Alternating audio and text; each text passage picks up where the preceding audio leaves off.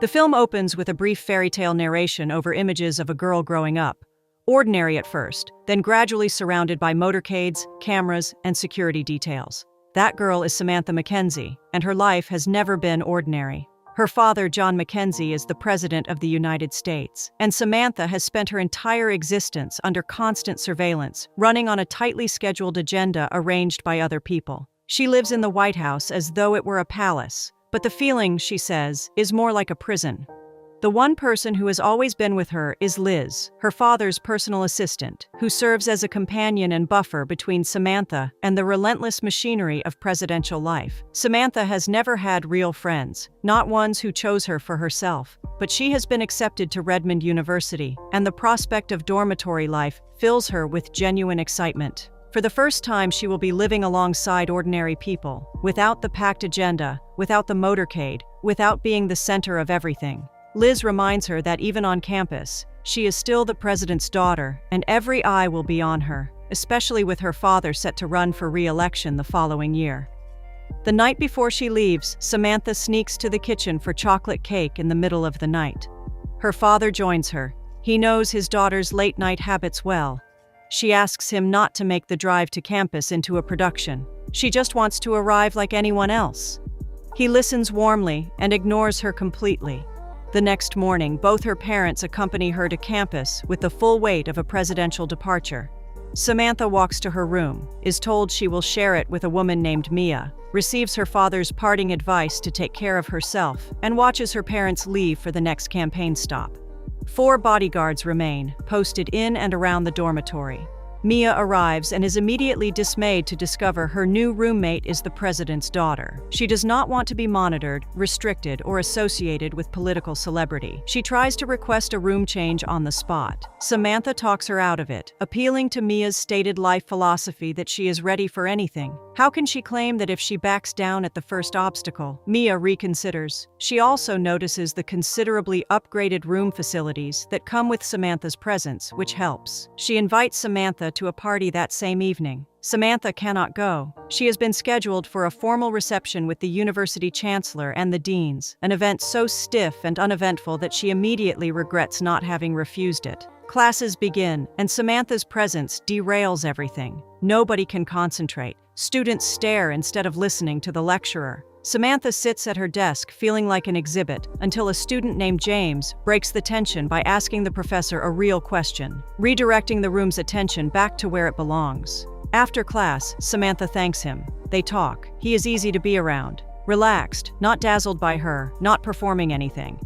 Mia notices their interaction and teases Samantha about her taste in men. Samantha just smiles. That evening, Mia pulls Samantha to the campus's annual pool event. The bodyguards are there. Things go smoothly until some students aim a water gun at Samantha, and the security detail treats it as a threat, shutting down the event and sweeping her away. The incident makes headlines. Samantha is called to her father's office and tells him plainly, if he does not reduce the security presence around her, she will leave campus entirely. Nobody will be her friend if every gathering ends with bodyguards clearing the room. Her father listens and agrees to scale back.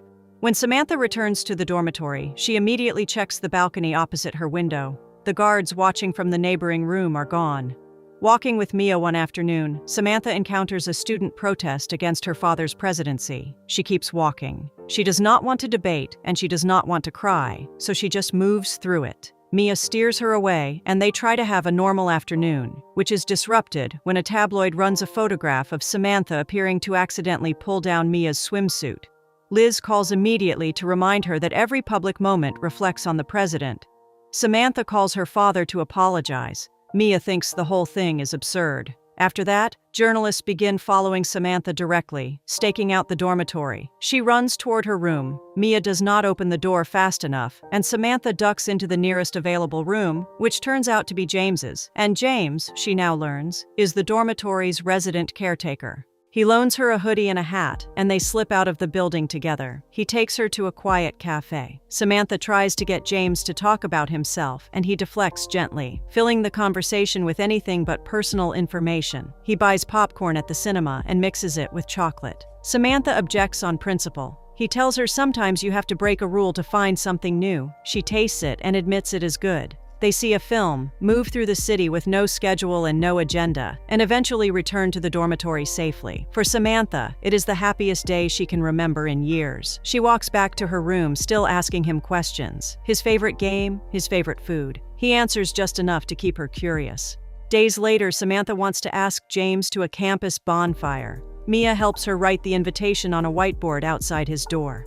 That night at the bonfire, Samantha keeps looking for him. He does not appear. Mia tells her he is probably tied up with his caretaker duties. But the evening has its own problems. A boy Mia had invited from home arrives and immediately fixates on Samantha instead of Mia. Hurt and furious, Mia leaves and turns their shared room into a party as retaliation. She scrawls over Samantha's family photograph. When Samantha confronts her, the real frustration comes out. Mia is tired of people assuming she is only close to Samantha for access and attention. She feels invisible next to her. Samantha listens and does not dismiss it. She tells Mia that the attention is not something she can control, and she should not let other people's assumptions define what is actually true between them. They settle it. The next morning, they are fine again. That same day, Samantha goes to find James and tells him what happened with Mia. She talks about what it actually costs to be who she is, that nobody wants to get close to her because proximity to the president's daughter means constant scrutiny, and she never chose any of it. James takes her out for air. When they return, she tells him that the hours she spends with him are the only ones where she feels genuinely herself, not performing, not being watched, not calculating how anything will read in the press. Something is clearly building between them. Samantha surprises Mia and James by arranging a trip on her private plane. Mia can get a manicure, James can play video games, and neither of them knows where they are headed until they arrive at a party where Samantha introduces them both to her parents. The evening is going well until a security incident during a journalist interview suddenly pulls the bodyguards into action, and Samantha watches James step into protective formation. He is not the caretaker. He was never the caretaker. He is part of her security detail and has been from the beginning. She goes home shattered. She tells her father she feels like the stupidest person alive.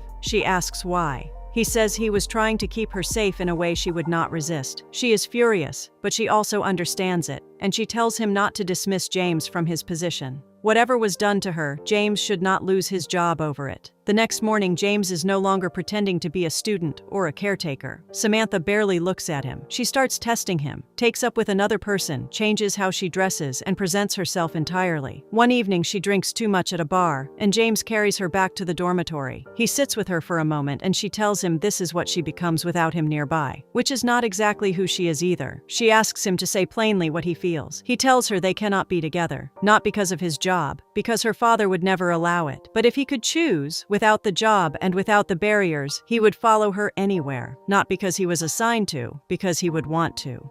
The story reaches the newspapers. The president's daughter is suspected of dating her own bodyguard. James is replaced. Samantha's mother comes to the dormitory and asks her to come home temporarily until things settle. Given that the presidential election is weeks away and the coverage is hurting her father's numbers, Samantha goes because she is trying to be an adult about it even when it costs her. James faces a disciplinary review and is honest. He tried to keep his feelings separated from his assignment, but the stronger he tried to hold them down, the stronger they became. He is suspended and reassigned elsewhere. Samantha accompanies her father through the rest of the campaign. He tells her to be more mature. She tells him she already has been. Walking away from her own life counts as maturity even when no one acknowledges it. Her father wins re-election. On inauguration night, he dances with her and apologizes properly. For all the times the presidency came before she did, for all the things she went through that she should not have had to manage alone. Then, in the middle of the dance, he surprises her. James walks in. Her father steps back and lets Samantha dance with the person she loves. Afterward, James says goodbye. He has a new posting, but he hands her a set of car keys and tells her that her father has decided to stop managing her freedom the way he used to. She goes outside and finds the car she always wanted waiting for her. She is ready to begin. Not the life the presidency designed for her, but one she gets to start choosing herself. Her father is still the president, and his shadow will still follow her wherever she goes. But for the first time, she is the one holding the keys.